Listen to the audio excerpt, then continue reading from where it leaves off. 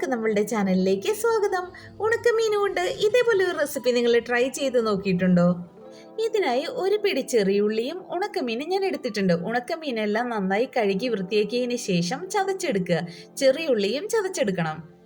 വെളിച്ചെണ്ണയൊക്കെ ചൂടായി വന്നിട്ടുണ്ട്. ഇതിലേക്ക് ചതച്ചു വെച്ചിരിക്കുന്ന ഉണക്കമീൻ ഇട്ട് കൊടുക്കുക. മീനെല്ലാം നന്നായി ഫ്രൈ ആയി വരുമ്പോൾ ഇതിനെ ഈ പാനിൽ നിന്ന് കോരി മറ്റൊരു പാത്രത്തിലേക്ക് മാറ്റി വയ്ക്കുക. അതേ പാനിലേക്ക് തന്നെ കുറച്ചുകൂടി വെളിച്ചെണ്ണ ഒഴിച്ചു കൊടുക്കാം. ഇതിലേക്ക് നേരത്തെ ചതച്ചു വെച്ചിരിക്കുന്ന ചെറിയുള്ളി ഇട്ട് വഴറ്റിയെടുക്കണം.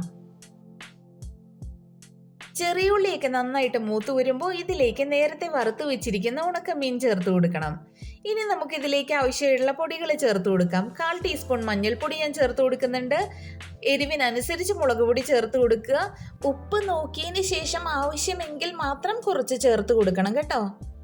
എല്ലാം കൂടി ഇളക്കി യോജിപ്പിച്ചതിന് ശേഷം ലോ ഫ്ലെയിമിലിട്ട് നന്നായിട്ട് വഴറ്റിയെടുക്കുക.